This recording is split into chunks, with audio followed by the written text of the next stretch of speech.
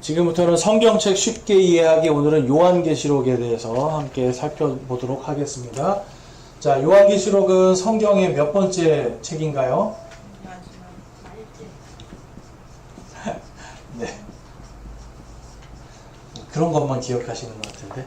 말째, 맨 마지막. 그렇죠? 구약의 맨 말째는 말라기, 신약의 맨 말째는 우리 요한계시록입니다. 요한계시록의 제목이 있습니다. 우리 같이 한번 읽어보겠습니다. 시작. 복이 되는 최후 승리 보증서. 자, 승리 보증서입니다.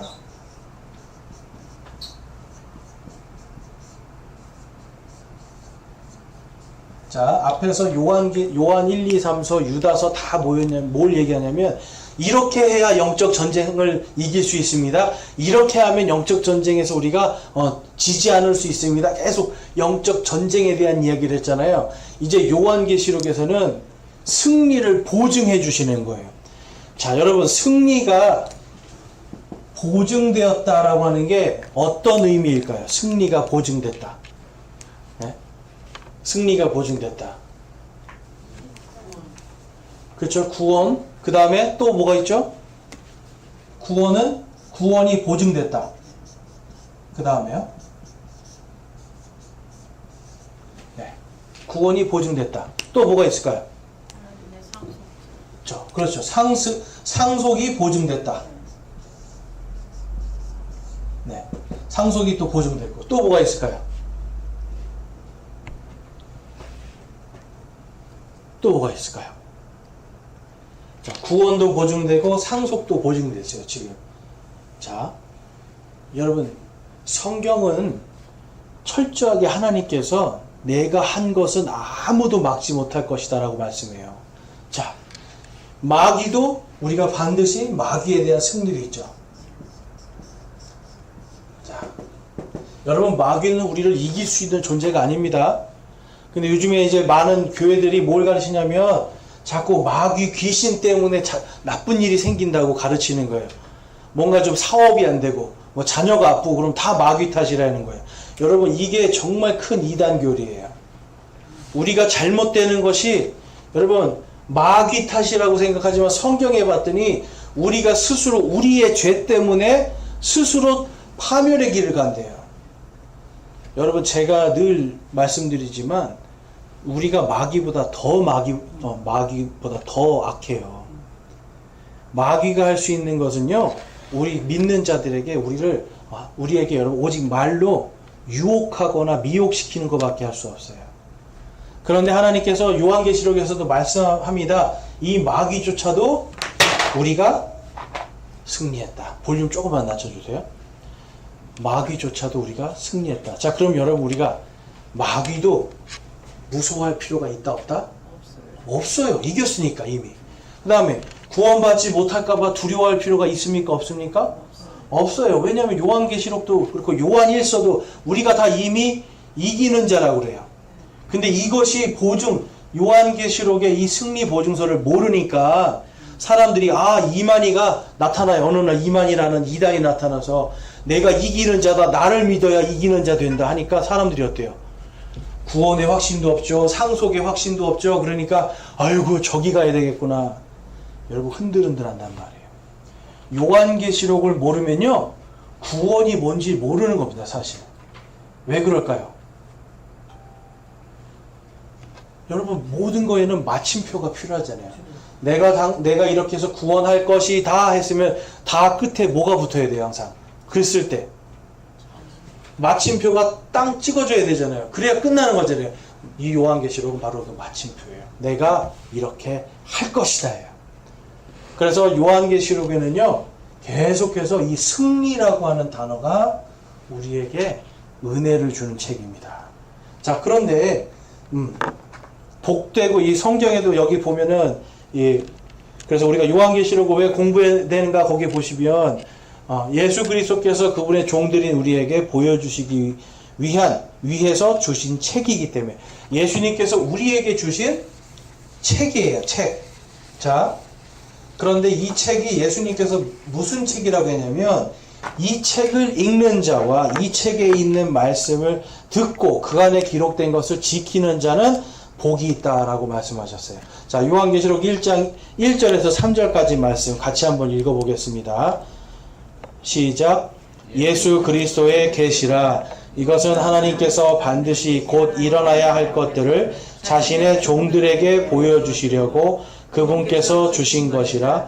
그분께서 자신의 천사를 통해 자신의 종 요한에게 그것을 보내시고 표적으로 보여주시니 그가 하나님의 말씀과 예수 그리스도의 증언과 자기가 본 모든 것을 증언하였느니라.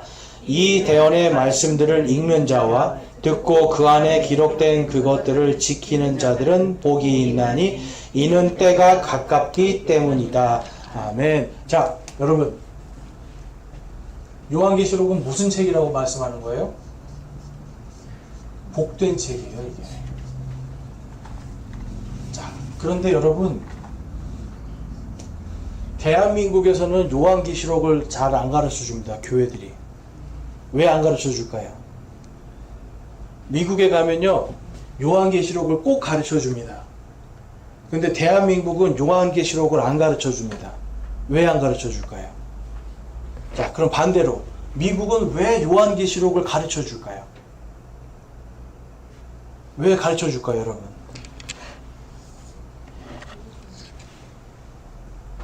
여러분, 이거는 뭐냐면 믿음에 대한 확신이에요. 특별히 하나님의 말씀에 대한 확신이 있는가 없는 거예요.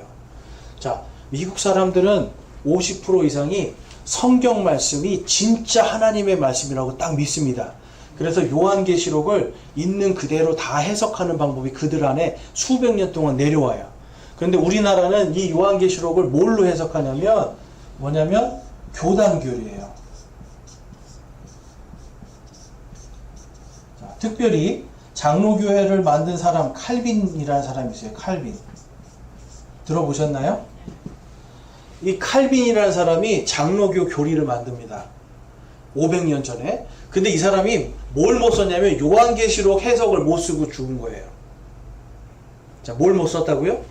요한계시록 해석을 못 쓰고 죽었어요. 그랬더니 장로교 따르는 장로교 사람들은 그 뭘 해석을 못 해요? 이걸 못 해요. 왜냐? 성경으로 보는 게 아니라 칼빈 선생님이 이거를 말해줘야 되는데 못하고 죽었기 때문에.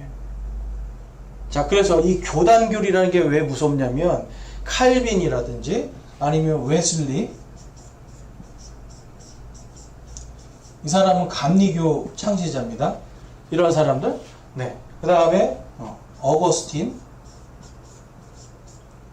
이 사람은 천주교를 창시한 사람입니다. 이 사람들이 전부 다 뭘 해석을 못했냐면 요한계시록을 해석을 못했어요. 듣지를 못했으니까. 네, 듣지도 못했고요. 특별히 이 어거스틴이라는 사람 자체는 천주교의 그 교리 자체 하나가 뭐냐면 요한계시록이 우리가 좀 이따 보겠지만 요한계시록을 이 하나님 예수님이 반드시 이 사람들이 읽어야 된다라고 말씀을 해준 게 있어요. 요한계시록에 읽어야 되는 대상을 유대인이라고 규정을 하지 못하고 바로 우리 교회, 우리들이다라고 하기 때문에 요한계시록에 있는 내용들이 다 뒤섞여 버려요. 그런데 여러분, 요한계시록에서 교회와 그 다음에 유대인 이거를 따로 분리해서 보잖아요. 그러면 요한계시록은 그냥 성경책만 읽어도 그냥 해석이 되는 책이에요. 자, 왜 예수님이 이거를 읽는 사람들, 자, 읽어요. 그 다음에 이걸 들어요. 그러면 뭐라고요? 듣고, 이 말씀대로 지키는 자는 복이 된대요. 그러니까 이거는 어떤 사람들?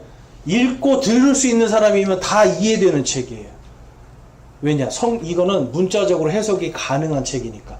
그런데 이 교단교리 뭐냐면 어거스틴, 칼빈, 웨슬리 이 사람들이 이거를 해석을 못하니까 우리도 해석하지 말자가 된 거예요. 이거는 그냥 다 영적인 얘기다라고, 영적인 다 상징들이라고 하는 거예요. 자, 그래서 이 요한계시록 상징과 그 다음에 비유풀이 이것 때문에 생긴 이단이 뭐예요? 여러분, 크게 신천지예요. 우리나라는 여러분 이 요한계시록을 지난 100년 동안 다 비유와 상징으로 해석을 했습니다. 왜냐하면 이분들이 못했기 때문에. 자, 그런데 미국에 가봤더니 미국은 이미 여러분 100여 년 전부터 이 요한계시록을 이미 다 해석을 다 한 거예요. 이미 해석이 끝났어요. 그런데 우리나라는 아직 해석을 못하는 사람이 90% 이상이 됩니다. 그래서 뭐가 없을까요, 여러분? 뭘 모르는 거예요?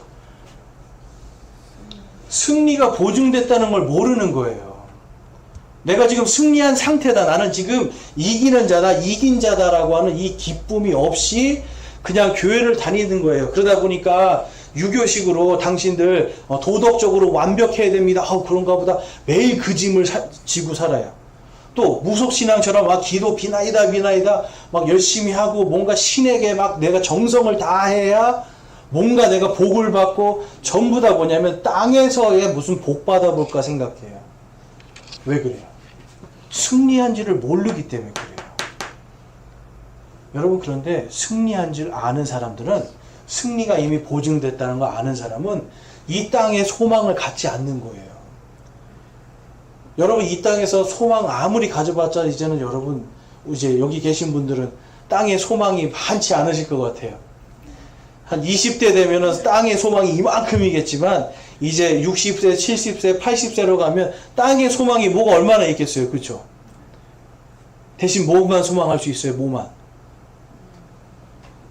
주님 빨리 오셨으면 좋겠다. 내가 빨리 하나님 천국에 갔으면 좋겠다. 그런데 구원을 받았는지, 내가 상속을 받았는지, 이런 거에 대한 보증이 하나도 안 돼 있다. 그걸 모른다라면 계속해서 땅의 소망만 갖게 됩니다. 그러니까 연세가 많으신 분들이 더 어떻게 보면 돈이 더 필요하다고 하고, 물론 돈이 더 필요해요. 돈에 대한 욕심이 여러분 연세가 들어도 절대로 줄어들지 않습니다. 왜냐하면 승리한 거에 대한 확신이 없기 때문에 그래요. 그런데 오늘 이 말씀을 보니까 말씀에서 뭐라 그래요? 예수 그리스도의 계시라. 이 계시라는 말은 열어서 보여준다는 거예요. 열어서 보여준다. 그러니까 이 요한계시록은요, 여러분 우리가 열어서 보면 복이 되는 책이에요. 이해가 되세요? 그럼 요한계시록 지금까지 읽어보셨죠? 요한계시록 읽어보셨어요? 이해가 좀 다 되셨어요? 잘 이해가 안 되죠? 예. 오늘 이제 이 시간부터 여러분들이 제가 한 3시간 앞으로 이제 오늘과 이제 다음 주, 그 다음 주까지 해서 이 요한계시록을 좀 가르쳐 드릴 건데, 이 3번의 시간 동안 여러분들이 요한계시록을 이게 이거구나라고 이해하실 수 있기를 바랍니다. 자, 그래서 요한계시록의 저자는 말 그대로 요한이에요. 요한. 사도 요한이 반모라고 하는 섬에 유배된 상태에서 거기서 하나님 예수 그리스도의 계시를 받습니다. 근데 이제 천사를 통해서 환상과 말씀을 듣게 되는 거예요. 자, 거기 있는 그 지도를 보시면 반모섬이 어디냐면, 자, 바로 튀르키예 앞바다, 에베소 교회 바로 건너편, 여기 이제 섬이, 조그마한 섬이 있는데, 이게 뭐냐면 섬 전체가 감옥이에요. 감옥이에요. 여러분 그 옛날에 영화 빠삐용 보셨어요? 빠삐용? 네. 빠삐용 영화 보면 그 섬 전체가 감옥이잖아요. 반모섬이 딱 그런 거예요. 섬 전체가 감옥이에요. 그러니까 여기에 지금 이 당시에 로마의 황제 도미티아누스라고 하는 이 황제가 내가 신이다. 나한테 경배해라. 이렇게 했단 말이에요. 그랬더니 그리스도인들이 어떻게 해요? 우리는 할 수 없다. 그래서 순교당하고요. 잡혀가서 매 맞고요. 이런 일을 하는데 그 중에 가장 핵심 인물이 누구였냐면 사도 요한이었어요. 물론 사도 바울도 있지만 이때는 이제 사도 바울이 이제 이미 죽고 사도 바울이 처형당해서 죽고 사도 요한이 교회에서 중심적인 역할을 하고 있을 때란 말이에요. 자, 그러니까 이때가 이제 사도 요한도 100세가 넘어갔을 때, 100세 가까이 됐을 때라고 우리가 볼 수 있습니다. 그러니까 나이가 굉장히 많은 거죠. 근데 예, 제자들 중에 사도 요한만 뭐 순교를 안 당하고 그냥 자연사했다라고 전해집니다. 근데 뭐 정확한 거는 이제 우리가 잘 알 수 없고요. 자, 그래서 요한계시록 1장 9절에 가보면 나 요한은 또한 너희 형제요 환난과 예수 그리스도의 왕국과 인내에 동참하는 자라. 내가 하나님의 말씀과 예수 그리스도의 증언으로 인해 밤모라 하는 섬에 있었노라. 아멘. 그래서 예수님을 전하다가 밤모섬에 지금 잡혀 들어가 있다. 예, 가서 뭐 우리는 이제 유배라는 말을 쓰는데 사실 유배가 아니라 그냥 감금당하고 강제 노역 당하고 있었던 거예요, 이때. 그렇게 어떻게 보면 육체적으로 굉장히 힘들었겠죠, 여러분. 그냥 이거 요한계시록 쓸 때 그냥 가만히 앉아가지고 말씀 듣고 이렇게 쓴 게 아니라 여러분 강제 노역도 당하고요. 거기 그 당시에 이제 기록을 보면 밤모섬에 잡혀간 사람들은 중노동을 했다고 합니다. 거기에서 중노동하다 죽는 사람들도 많았어요. 그러니까 요 북한으로 치면 아오지 탄광 같은 데예요. 가서 죽도록 일하다 죽는 거예요. 그러니까 이 밤모섬이라는 곳에 갇혀서 그렇게 힘든 가운데 있었는데 예수님이 그때 이 사도 요한을 찾아오셔서 말씀해 주시는 겁니다. 물론 천사를 통해서 말씀해 주셨지만 여기서 보면 예수 그리스도의 계시다. 누가 말씀하신다는 거예요? 예수님의 말씀이에요. 자, 그럼 예수님의 말씀에 요한계시록을 읽으면 복이 된대요. 그럼 이 책은 읽어야 됩니까? 읽지 말아야 됩니까? 반드시 읽어야 되는 책이에요. 자, 그래서 요한계시록의 이제 특징을 보면 이제 이 가장 주의해야 될 것이 세 가지가 있습니다. 세 가지가 뭐냐면 수신자가 누구인가? 그 다음에 이 글이 서두에 이미 과거와 현재, 미래에 대한 글이라고 밝힙니다. 자, 그래서 현재 있는 것들, 미래에 있을 것들 이야기하고, 그 다음에 시간순이 아니라 이게 계시의 점진성으로 표현해요. 자, 우리가 이제 이 세 가지를 오늘 살펴볼 건데, 자, 수신자. 수신자가 누구인가? 자, 수신자는 누구일까요? 요한계시록의 수신자는요, 유대인입니다. 유대인.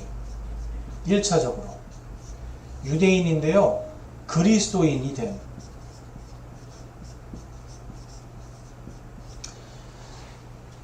유대인들에게 주시는 말씀이에요.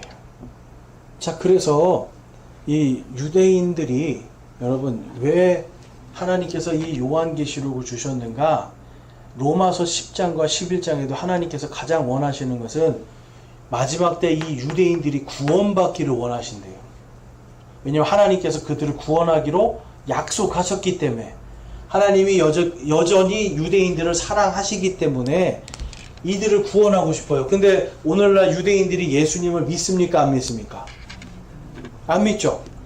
하다못해 이들이 지금 뭐 동물을 잡아 죽여서 죄 용서를 받습니까? 못 받습니까? 못 받아요. 그러니까 구원받을 수가 없어요. 하나님께서 그래서 요한계시록을 왜 주셨는가? 마지막 때에 이 유대인들을 살리기 위한 게 첫 번째입니다.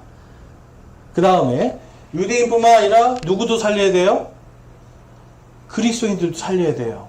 그런데 이 여기서의 그리스도인들은 우리가 좀 이따 보겠지만 우리 지금 살고 있는 우리가 아니라 우리가 다 부활하고 공중에서 예수님 만날 때 땅에서 뒤늦게 그리스도인이 된 사람들. 그래서 우리가 그 사람들을 환난기 성도라고 합니다. 우리 함께 따라해 보겠습니다. 환난기 성도.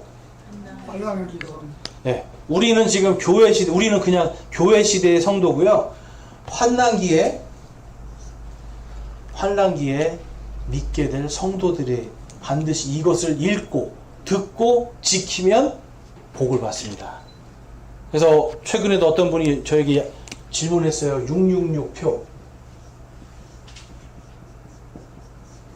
666표 이거 받으면 우리 죽지 않습니까? 막 그래요. 요한계시록에 이거 나오죠, 여러분. 666표 오른손과 이마 안에 이 표를 받으면 그 사람은 구원 못 받는다고 돼 있어요. 자, 그러면은 이 시대가 언제인가? 이게 환난기거든요. 자, 그러면 이 666표가 우리하고 상관이 있는 거 없는가? 이게 없다는 것이 성경인데 아까 제가 말씀드렸죠. 요한계시록을 해석을 못 해버리니까 지금이라도 우리가 666표 받으면 잘못된다. 이제 이렇게 얘기하니까 구원 못 받는다로 가는 거예요. 그래서 뭘 얘기해요? 안식일 교회에서는 666은 일요일 예배다. 또 이렇게 얘기를 하는 거예요. 그 태양신 숭배다 하면서 666표 받으면 지옥 간다. 그래서 일요일 날 예배 드리면 지옥 간다. 이 얘기를 하는 게 또 안식교 이단이잖아요. 근데 여러분 이 666표는 우리랑은 상관이 없는 거예요. 시대가 다르기 때문에. 그래서 이 시대도 다르고 대상도 다른 이것을 깨닫지 못하면 요한계시록은 엄청나게 무서운 책이고 읽기 싫은 책이고 읽어봤자 복이 안 되는 책입니다. 자, 아시겠죠? 근데 거기 보면 하나님께서 다윗의 장막을 다시 세우고 메시아께서 반드시 그것을 성취하시고 영원히 통치하신다라는 약속을 하셨어요.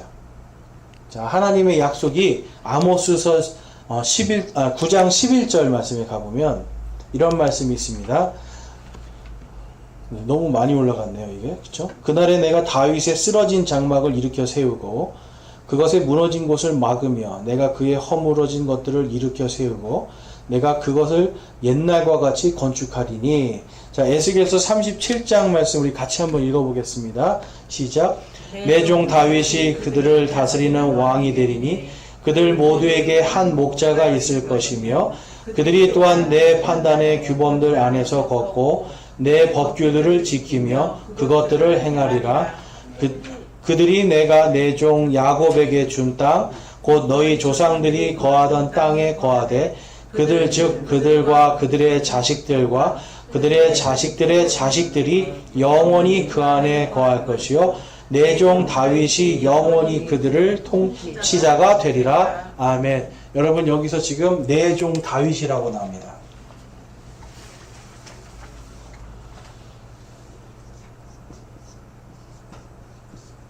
종 다윗. 자, 누구를 이야기하는 건가요?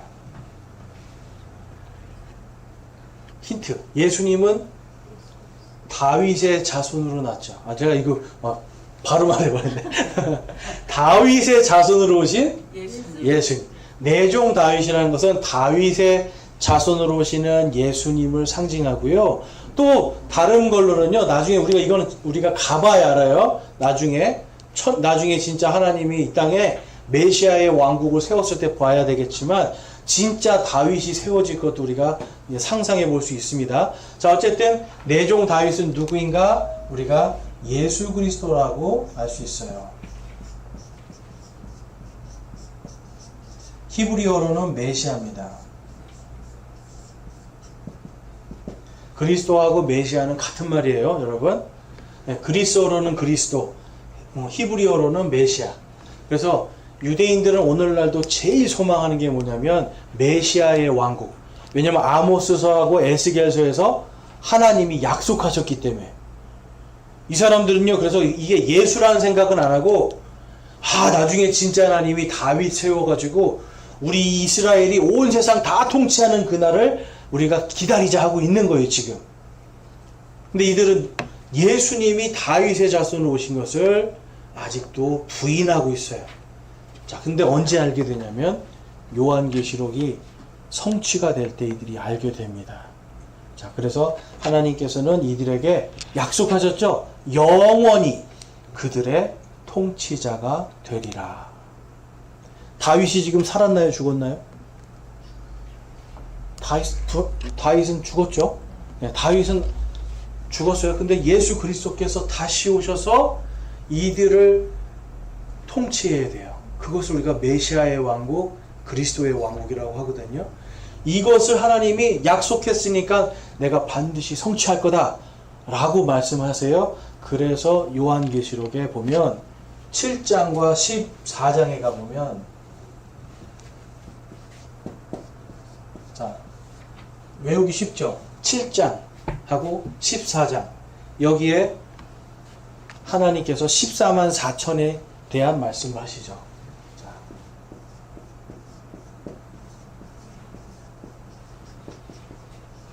자, 14만 4천 명 누구입니까? 확실하세요? 혹시 14만 4천 명 누군지 읽어보셨는데 아셨어요? 성경에 보면 정확하게 유대인, 이스라엘의 12지파들 가운데라고 딱 정해져 있어요. 자, 여기에서부터 이제 시작이 되는 거예요, 여러분. 이스라엘의 12지파들 가운데 각 지파에서 12,000명씩 남은 자들이 이제 예수 그리스도를 믿고 구원받은 자들이 나옵니다. 그래서 그들에 대해서 구원에 대한 이야기가 기록되어 있거든요. 근데 이거를 유대인이 아니라 우리 교회다, 지금 시대 우리가 다니는 이 교회다 라고 이야기하니까 이상한 말들이 나오는 거예요. 자, 제가 예전에 다닐 때는요, 제가 예전에 장로교회 다닐 때 이거 읽다가 목사님 이 14만 4천 명이 누굽니까 물어봤어요. 그랬더니 목사님이 뭐라고 했냐면 14만 4천 명 그거는 그냥 영적인 숫자야. 그냥 구원받은 사람들인데 그냥 영적으로 그냥 많다는 뜻이야. 뭐 7을 몇 번 곱하면 뭐 나온다나 뭐 이렇게 얘기를 해요. 그리고 또 어떤 분은 또 이렇게 얘기를 해요. 그 14만 4천 명은 목사들이야 그러는 거예요. 그래서 목사들이 구원받는다는 거예요. 그래서 목사들이 14만 4천 명을 해서 뭐 세상을 통치한다는 거죠. 이건 좀 이상한 것 같은데 그랬어요. 그런데 성경을 다시 봤더니 성경에는 뭐라고 써 있어요? 이스라엘의 12지파들 가운데라고 써 있어요. 자, 그러면 요한계시록에서 가장 중요한 포인트가 누구냐면 유대인들이에요. 유대인들. 예수 그리스도를 믿은 유대인 그리스도인들, 환난기 성도들이 이 책을 읽을 때 복이 되는 책입니다. 왜 그럴까요? 왜 복이 되냐면, 왜 복이 될 것 같으세요, 여러분? 환난기에 딱 들어갔습니다. 봤더니 진짜 성경 말씀이 다 이루어졌어요. 와, 이게 진짜 이제 요한계시록에 있는 말씀처럼 이제 세상이 곧 멸망하겠구나. 그러면 여러분 뭘 깨닫게 될까요? 지금까지 유대인들이 예수님 부인하고 있었거든요. 안 믿거든요. 그런데 갑자기 요한계시록에 있는 말씀들이 성취가 되어버려요. 그러면 유대인들이 뭘 생각할까요? 야, 예수가 그리스도구나. 뭘 알게 된다고요? 예수가 그리스도구나. 예수가 메시아구나. 라고 해서 그때 믿게 됩니다. 근데 몇 명만 믿어요? 14만 4천 명만 믿게 된다. 그러니까 이렇게 하나님이 다 보여줘도 14만 4천 명만 남는 거예요. 참 끔찍한 일이죠. 그 다음에 이방인들 가운데는 수많은 사람들이 그때 가서야 예수님을 믿게 됩니다. 오늘날 여러분 유튜브에 가보세요. 이제는 예수가 아예 없었다라고까지 주장하는 사람도 너무 많아요. 얼마나 어리석습니까? 역사적으로 분명히 다 기록이 돼 있는데도 예수는 없었다.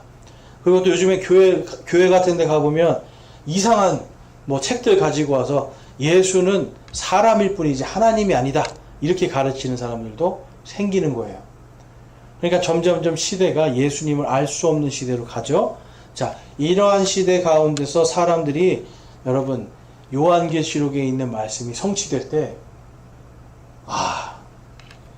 성경이 진리구나. 이걸 깨닫는, 읽고 듣고 이것을 지키는 자는 그때 가서야 구원을 받게 되는 겁니다. 지금 우리하고는 상관없는 일이라는 거예요. 자, 그 다음에 두 번째, 서두에서 과거와 현재와 미래에 대한 글이라고 밝혔기 때문에 시대와 대상을 잘 구별해야 된다라는 겁니다. 자, 요한계시록 1장 19절과 20절 말씀 보면 내가 본 것들과 지금 있는 것들과 이후에 있을 것들을 기록하고 내가 본 내 오른손에 있는 7별과 7금 등잔대의 신비에 대한 대해 기록하라.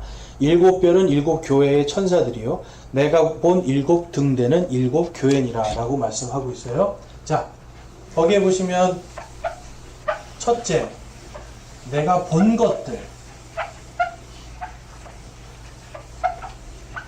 자, 본 것.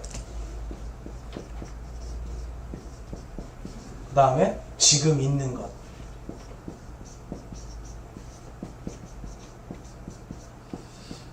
그 다음에 뭐가 있나요? 이후에 있을 것들.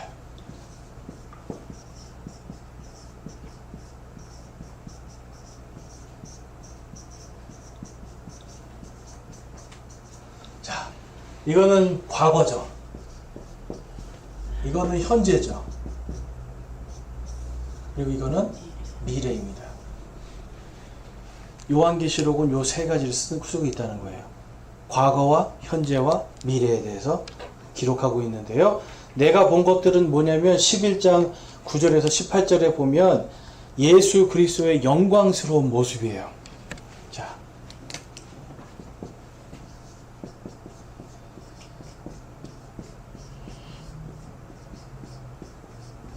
자, 예수 그리스도께서 지금 십자가에서 돌아가실 때처럼 그렇게 연약하고 정말 비참하고 이러한 모습으로 계실까요? 아직도 예수님이 십자가에서 옷을 벌거벗긴 채로 못 박히고 피를 흘리면서 슬픈 얼굴을 하고 매달려 계실까요? 이젠 아니거든요. 지금 사도 요한이 본 예수님은 엄청난 영광을 가진 예수님이에요. 그 영광스러운 승리하신 예수님을 봤음을 기록하고 있어요. 1장 9절에서 18절에. 그 다음에 지금 있는 것들은 이제 이 1장 맨 마지막 말미에 말한 것처럼 7 교회에 대한, 그 당시에 있었던 7 교회의 여러 가지 모습들에 대해서 2장과 3장에서 기록하고 있습니다. 그리고 또 이것은 교회 시대 2000년 동안 계속 나타났던 모습들이고요. 그 다음에 이후에 있을 것들은 4장부터 22장 맨 마지막까지 미래에 있을 일들을 말씀하고 있는 거예요. 자, 그러니까 4장부터는 지금 있는 이 교회에 대한 이야기가 아니라 4장부터는 이제 미래에 있을 예수님의 심판에 대한 이야기예요. 이해가 되시죠? 그러니까 4장에 있는 얘기가 오늘날에 이루어지는 게 아닙니다. 이런 교회 시대가 끝나고 그 다음에 일어날 일들에 대한 예언들을 다루고 있어요. 자, 그래서 내가 본 것들은 예수님의 그 영광스러운 모습들, 예수님이 어떻게 생기셨는가, 거기에 보니까 옷차림이 어떻고요, 그 다음에 눈과 발, 음성, 머리카락, 그리고 7손에 오른손에는 7 별을 들고 계신 완전한 신성, 완전한 권능을 상징적으로 예수님이 보여주시는 거예요. 왜 그럴까요? 왜 예수님의 그 영광을 보여주실까요? 지금 이 승리의 말을 하는 사람이 누군가를 정확하게 보여주시는 거예요. 자, 여러분, 우리가 기도할 때 하나님 하고 기도하시고 여러분 머릿속에 예수님, 하나님 생각했을 때 그 어떤 모습이 떠오르시나요? 모습이 떠오르세요? 아니면 그냥 형식적으로 하나님 하고 그냥 기도하시고 이렇게 하시는 거예요? 하나님 아버지 그랬는데 하나님 아버지의 모습이 어떻게 떠오르시냔 말이에요. 지금 여러분, 예수님이 영광스러운 모습으로 지금 너희들이 하고 있는 그 기도 들어주고 있는 사람이 들어주고 너희들에게 한 그 모든 말을 다 지켜 성취하는 사람이 어떤 분이신가, 그분이 어떤 분이신가를 보여주시는 거예요. 완전히 승리하시고 영광스러운 분.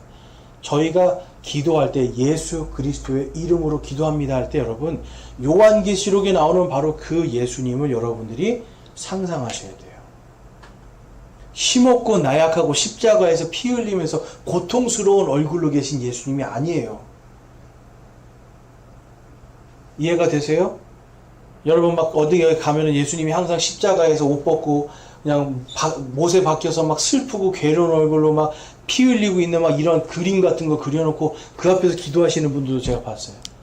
근데 여러분, 지금 우리가 기도하는 대상인 예수님은 그 예수님이 아니에요. 영광스러운 분이에요. 승리하신 분이고 그분이 우리에게 승리를 보증하시는 겁니다. 그래서 내가 본 것들에 대해서 지금 기록하고 있어요. 그 우리가 기도하시는 분이 누군가. 그 다음에 지금 있는 것들은 2장과 3장에 기록된 소아시아의 7 교회들에 대해서 기록하고 있습니다. 그래서 에베소, 서모나, 버가모, 두아디라, 사데, 필라델피아, 라오디게아, 이제 이런 교회들을 칭찬도 하시고 책망도 하시죠.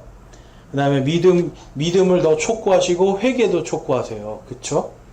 유일하게 칭찬받은 교회가 어디예요? 필라델피아 교회죠. 네. 필라델피아 교회는만 칭찬을 받습니다. 나머지 교회들은 뭔가 그 안에 문제들이 있는 걸 이야기해줘요. 그건 나중에 우리가 구조를 볼 때 한번 다시 보겠습니다.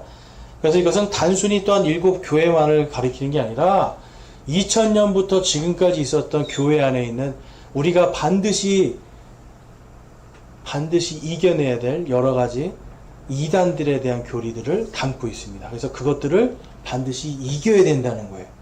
그런데 지금 이 시대를 많은 사람들이 이 맨 마지막에 예수님께서 말씀하시죠. 너희가 덥든지 차갑든지 해라. 덥든지 차갑든지 하지 않고 미지근하면 어떻게 한다? 내가 토해버린다. 뱉어버린다고 하시죠. 요즘 시대가 바로 그 라오디게아 같이 미지근한 시대. 근데 이 라오디게아 교회가 늘 하던 말이 이거예요. 우리는 부자다. 우리는 더 이상 필요한 게 없다. 부족한 게 없다. 여러분, 부자 교회들. 예수님도 필요 없고요. 돈이 우상이 되어 있는 교회들. 이 마지막 시대의 표적으로 보고 있는 겁니다. 지금 오늘날 교회들이 그런 모습들을 보이고 있기 때문에 더 마지막 시대에 가까이 와 있다. 이제 이렇게 보이고요. 그 다음에 이후에 있을 것들에 대해서 4장부터 22장까지 기록되고 있는데요. 여기에 이제 인류의 마지막 역사에 대한 핵심적인 부분들을 다루고 있습니다. 그래서 7 재앙들. 그래서 7 재앙들이 이후에 있을 것이다. 그러니까 이것은 이후에 있는 겁니다. 지금이 아니라. 그래서 7 재앙들, 엄청난 재앙들이 이제 기록이 되어 있어요. 그래서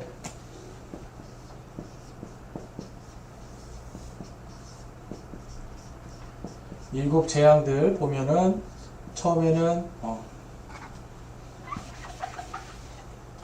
7 봉인입니다. 봉인.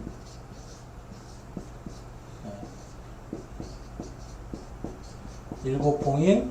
그 다음에는 7 나팔. 그 다음에는 7 금병.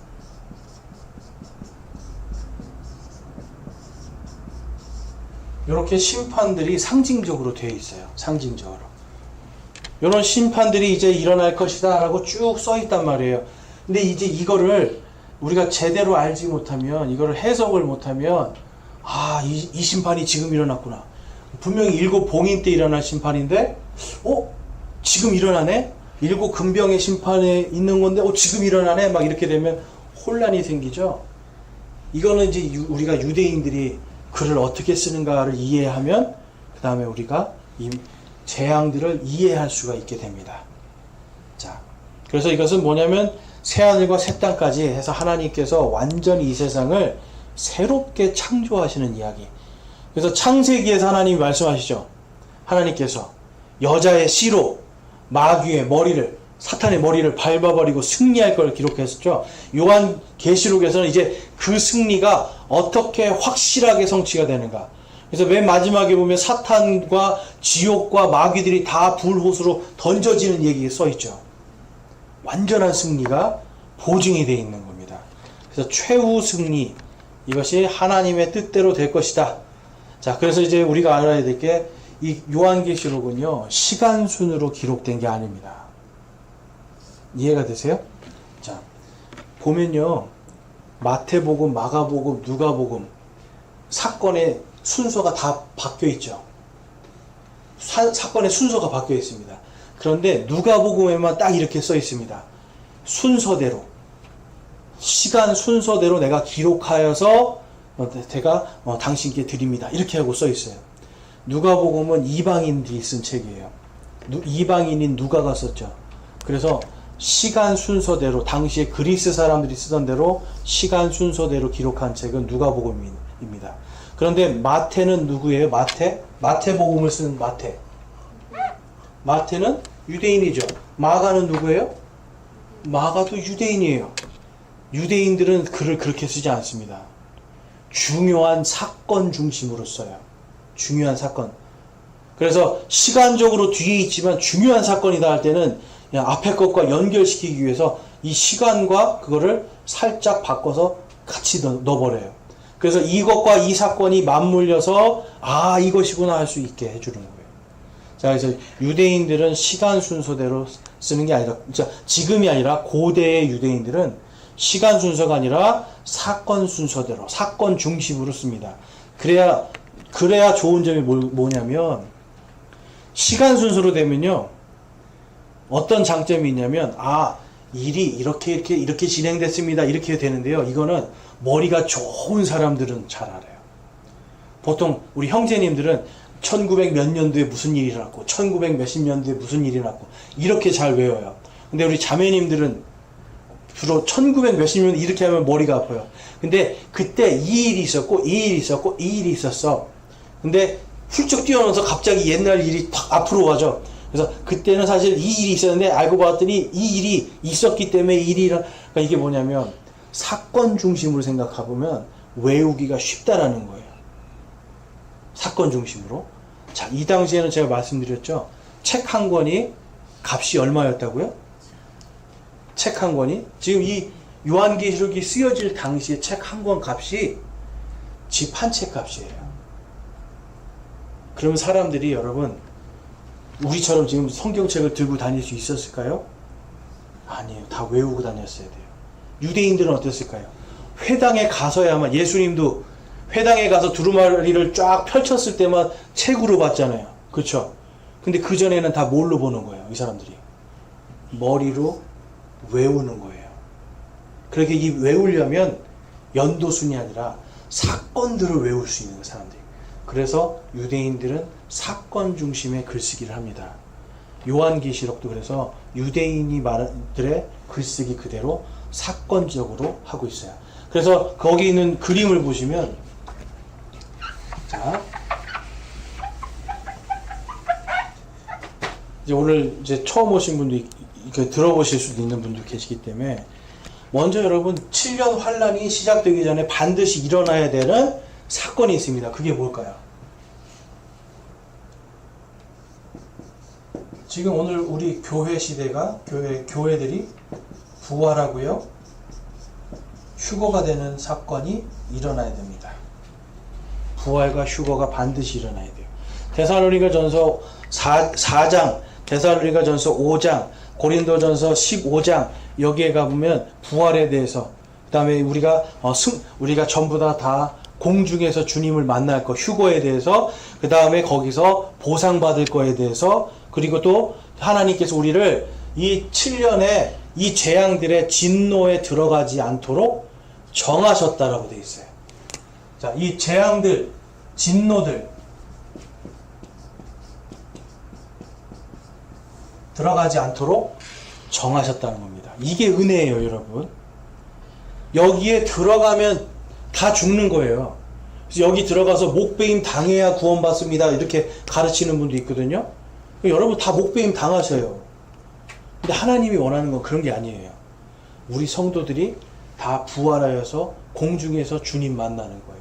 자, 이게 표적입니다. 표적. 아무리 예수님 믿으라고 해도 안 믿던 사람들이 우리가 전하는 거예요. 자, 우리는 다 부활할 것입니다. 그리스도를 믿는 사람들 다 부활할 것입니다. 우리가 다 휴거돼서 공중에서 주님 만날 것입니다. 이렇게 선포했어요. 그런데 내일 만약에 여러분들이 다 공중에서 주님 만난다고 생각해 보세요. 어떤 일이 벌어질까요? 이 세상에.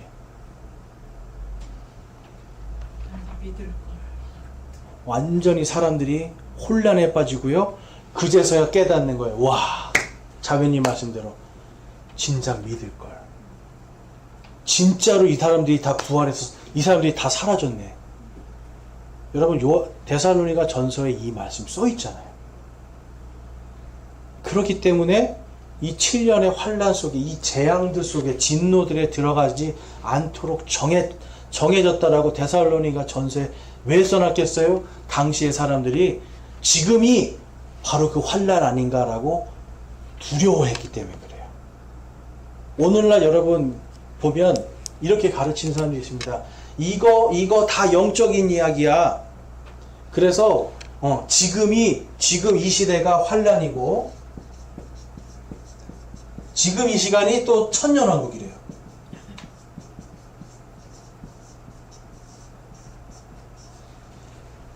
지금이 환란기고요. 7년 환란기. 근데 이 7년은 그냥 완전한 숫자지 진짜 7이 아니라는 거예요. 그 다음에 천년왕국도 이게 그냥 천이라는 거 완전한 숫자지 영원한 숫자지 진짜 천년이 아니라고 가르치면서 지금이 천년왕국이고 지금이 환란기니까 우리가 열심히 하나님 앞에 충성하고 목숨 바쳐야 구원을 조금 받아볼 수 있을까? 구원에 이르게 된다라고 가르쳐줘요. 그러면 요한계시록을 읽으면 여러분 복된 책이 아니라 와, 이 재앙을 우리가 다 받아야 된다고 하면서 오히려 두려운 책이 돼버려요. 읽기 싫은 책이 돼버려요. 그런데 데살로니가 전서에서는 우리가 이 진노 속으로 들어가지 않도록 하나님이 정하셨다. 이거 괜히 써 있는 게 아니죠. 부활 다음에 반드시 휴거가 일어날 것을 괜히 써놓은 게 아니죠. 여기에 들어가지 않는다는 겁니다. 그래서 거기에 보면 7 봉인 심판, 7 나팔 심판, 7 금병 심판이 있는데요. 이게 유대인들은 제가 아까 시간 순으로 쓰지 않는다고 말씀드렸죠. 그래서 이렇게 봉인 심판이 있어요. 봉인 심판은 7년 전체에 대한 이야기를 써놓은 겁니다. 7년 전체 있을 이야기들. 근데 여기 나팔 심판이 나와요. 나팔. 요거는 7년 전체가 아니라 조금 앞당긴 요만큼쯤에서 시작이 돼요. 여기쯤에서. 자, 왜 이런 일을 할까요? 외우기 쉽게 하기 위한 거예요. 유대인들은 항상 마태복음도 마찬가지입니다. 전체적인 걸 다 얘기해주고 그 다음에 조금 더 자세하게 얘기해주고 그 다음에 더 자세하게 이야기해주는 거예요. 그래서 같은 7년 안에 봉인의 심판에 있는 재앙들 쫙 나오죠. 근데 7년의 어느 한 기점에서 다시 나팔에 대한 심판도 쫙 나옵니다. 그 다음에 거기 줄이 파란색 줄이 있죠. 요 줄이 파란색 줄이 있을 때가 이제 적그리스도가 나타나서 666표 받게 할 때예요. 666표. 그래서 거기 여러분 그 파란 선 밑에다가 666이라고 써주시면 좋습니다. 그래서 이 금병 심판은 언제 시작되느냐? 바로 이 666표 받게 한 이후에 일어날 7가지 재앙에 대한 것을 기록하고 있어요. 자, 그러니까 시간적으로 저도 예전에 요한계시록 읽을 때 이렇게 생각했거든요. 아, 봉인 심판 끝나면 그 다음에 나팔 심판 되고, 나팔 심판 끝나면 금병 심판 되고. 그러니까 어떻게 이해가 돼요? 7년에 또 7년에 7년 되니까 7년 환란이라는 생각이 들어가지 않는 거예요. 이게 대부분의 이제 우리 한국의 사람들이 한국에서 가르치는 겁니다. 근데 그게 아니라 7년 안에 봉인 심판도 있고 나팔 심판도 있고 금병 심판이 있는데 시기가 다 다르다. 그래서 3년 반, 3년 반 이것이 나누어져 있어요. 그래서 데살로니가 후서에 가보면 그 3년 반 때 누가 나타나는가? 저 멸망의 아들 적그리스도가 나타날 것이다 라고 기록하고 있습니다. 다니엘서 9장에 예언되어 있는 것도 3년 반 동안 화평을 맺었다가 3년 반이 됐을 때 배신하고 3년 반 동안 그들을 학대하고 죽이게 되는 일이 다니엘서 9장에도 기록이 되어 있습니다. 그러니까 여러분 하나님 말씀이 성취가 돼야 되잖아요. 그래서 마태복음 24장에도 써 있는 거예요. 이전에도 없었고 이후에도 없을 엄청난 고난의 때가, 야곱의 고난의 때가 올 것이다 라고 기록하고 있는 겁니다. 자, 그래서 여러분 예수님이 야곱의 고난의 때라고 말씀해요. 야곱이 예수님과 천사와 씨름을 해서 이긴 다음에 얻은 이름이 뭐예요? 이스라엘이잖아요. 이스라엘. 그쵸? 예수님이 말씀하셨어요. 야곱의 고난의 때가 올 거라고.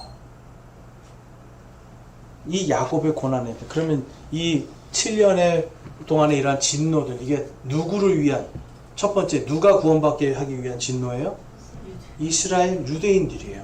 그 다음에 이 성경 말씀을 보고 뒤늦게 깨닫고 구원받은 많은 이방인들, 한국 사람들, 일본 사람들, 성경을 한 번이라도 들어본 사람들.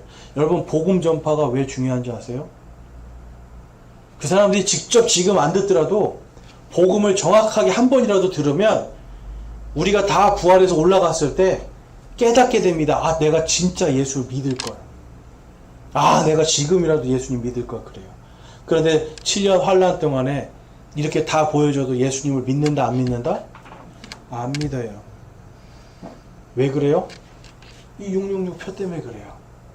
예수 안 믿고 예수를 부인하는 사람들은 다 666표를 받아야 먹고 살 수 있는 길이 열려요. 우리 이미 코로나 때 다 경험해 봤어요. 패스 없으면 마트도 못 가고 병원도 못 갔어요. 그쵸? 요 때가 되면 666표를 안 받은 사람들, 예수 그리스도를 믿고 성경 말씀대로 아 이거 받으면 죽는 거구나, 이거 받으면 멸망이구나 생각해서 안 받은 사람들 어떻게 돼요? 목배임 당하는 거예요. 그런데 예수님이 말씀하세요. 이 말씀들에 이것을 읽고 듣고 행하는 자는 복이 된다고. 예수 그리스도를 믿고 행하는 자들은 반드시 복이 됩니다. 그게 요한계시록 20장이라 보면 목배임 당한 자들이 이 세상을 심판하는 이야기가 나와요.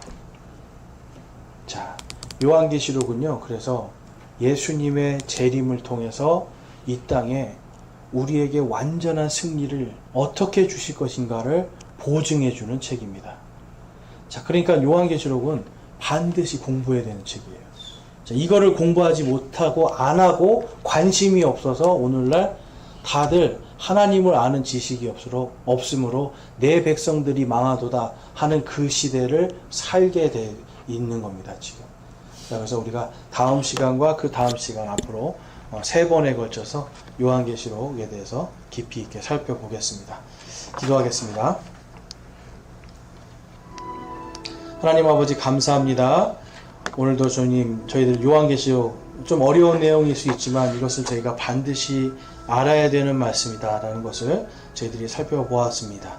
하나님 어떤 것에도 흔들리지 않는 승리의 보증서를 주셨으니 저희들이 이 땅에 소망을 두지 않게 하시고 주님만을 바라보면서 승리함을 더욱더 누리는 삶으로 승리를 누리고 승리를 찬양하는 삶을 살 수 있도록 인도하여 주시옵소서.